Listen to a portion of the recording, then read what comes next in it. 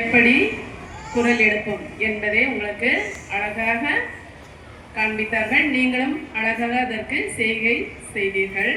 அன்பு பிள்ளைகளே, நம்மளுடைய தமிழக அரசு யானை பாதுகாப்பு தினம் என்று இன்று கொண்டாடுமாறு அழைப்பு விடுக்கிறது.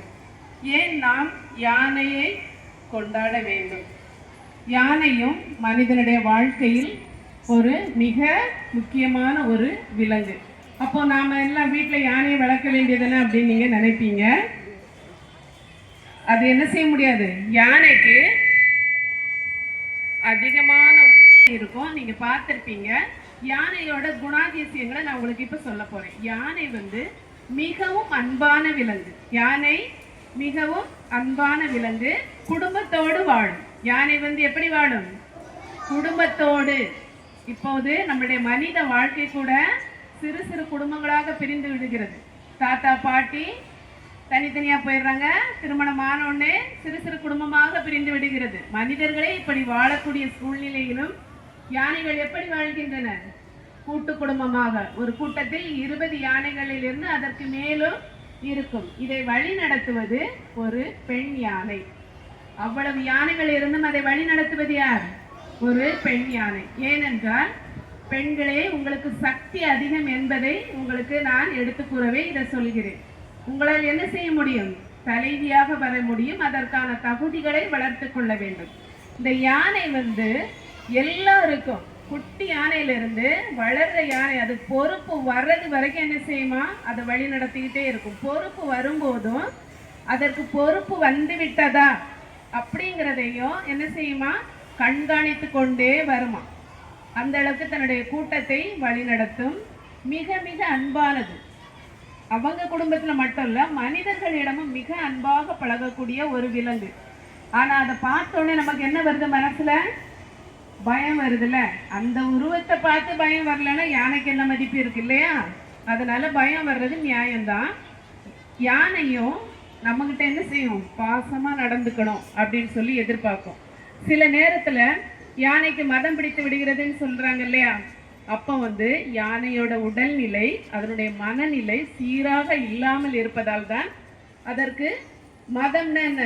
தன் நிலை இழந்து சில நேரம் உயிர் பலியெல்லாம் ஆகிடுது இல்லையா? அதனால யானையோட உடல் நலமும் மனநலமும் பாதிக்கிற அளவுக்கு மனிதன் நடந்து கொள்ளக்கூடாது. அப்படின்னா மனிதனுடைய வாழ்க்கைக்கு யானை ஒரு பலமா தான் இருக்கும். யானை என்ன செய்வாங்க? இந்த ரோல்ல அப்படியே மேல கொண்டு உச்சி வர யானை அந்த வெயிட்டை கொண்டு போற அளவுக்கு என்ன செய்திருக்காங்க? தொழில்நுட்பத்துல நம்ம ஆட்கள் யானையை பயன்படுத்தி உள்ளார்கள். யானை மனித வாழ்க்கை இப்பவும் காடுகளில் மரம் வெட்டுகிறார்கள் இல்லையா? மரம் வெட்ட, அதாவது தவறுதலா பயன்படுத்தக்கூடாது. முக்கியமான பொருட்கள் ரொம்ப வெயிட்டா இருக்கிறதுக்கு யானையை என்ன செய்யறாங்க? பயன்படுத்துகிறார்கள். மிக நன்றாக நீச்சல் அடிக்கும். அதனுடைய உணவுப் பொருள் என்ன? இலை, தழை, புல், கேரட், கரும்பு, இந்த மாதிரி தாவர உணவை தான் விரும்பி உண்ணும். தும்பிக்கை. தும்பிக்கை தெரியல? இப்ப கை வச்சு காமிச்சிங்க இல்லையா? இந்த தும்பிக்கையில் இருக்கு மனிதனின் பலம், நம்பிக்கையில் இருக்கு. இதுவும் நமக்கு ஒரு பாடம் தான். எப்போதுமே என்ன செய்யக்கூடாது? நம்பிக்கையை இழக்கக்கூடாது. அப்படிங்கிறதுக்காக நம்ம நம்பிக்கையை இழக்காம இருந்தா அந்த யானையோட பலம் நமக்கு இருக்குது அப்படின்னு நம்ம நினைச்சுக்கணும். அதனாலதான் யானையே அதுக்கு நமக்கு சமன்படுத்தி அந்த பழமொழியை உருவாக்கி இருக்காங்க. எப்போதுமே நம்ம என்ன செய்யக்கூடாது? நம்பிக்கையை இழக்கக்கூடாது. சரி, சில நேரங்கள்ல காட்டுல ஒற்றை யானை நிக்குது அப்படின்னா நீங்க டிவியில பார்த்திருப்பீங்க. கூட்டமா வர்ற யானையை பார்த்து பயப்பட வேண்டாம், தனி யானையை பார்த்து பயப்படணும் அப்படின்னு சொல்லுவாங்க. அது ஏன் அப்படின்னா, தனியா நிற்கும் போது நம்ம பக்கத்துல யாரெல்லாம் இல்லை, குடும்பத்துல உள்ளவங்க யாரும் இல்லை. அது ஏற்கனவே என்ன செய்திருக்கோம்? கூட்டமா தானே வாழணும்னு சொல்லியிருக்கோம். தனியா வந்திருக்கணும். அதுக்கு ஏதோ என்ன மனநிலையிலயோ உடல்நிலையிலயோ இல்ல குடும்பத்துல கூட கோவிச்சுட்டு வந்திருக்கலாம் இல்லையா? அப்ப அதனுடைய மனநிலை ஆரோக்கியமாக இருக்காது. அப்போது நாம் என்ன செய்யக்கூடாது? அருகில் செல்லக்கூடாது. நாட்டில் சுற்றுச்சூழல் எல்லா உயிருக்கும் கடவுள் எந்த உயிரையுமே அனாவசியமா என்ன செய்யல, படைக்கல. அவரு நல்ல பிளான் பண்ணி தான் என்ன செய்திருக்கிறாரு கடவுள். ஒவ்வொரு உயிரையும் படைத்திருக்கிறார். நம்ம பாம்பை பார்த்து கூட சில நேரம் பயப்படுவோம். சில நேரம் என்ன, எல்லா நேரம் பயப்படுவோம். அப்போ பாம்பை நம்ம படைச்சிருக்கவே வேண்டாமே அப்படின்னு நம்ம நினைக்கலாம். ஆனா அது நிச்சயமா அதுக்கு பின்னாடி நிறைய அது இன்னொரு டாபிக் வரப்போ சொல்றேன், சரிங்களா? அதுக்கும் ஒரு காரணம் இருக்கு. அதே மாதிரி இந்த சுற்றுச்சூழலுக்கு ஓர் உயிர் இன்னொரு உயிரோட தொடர்பு கொண்டுள்ளது.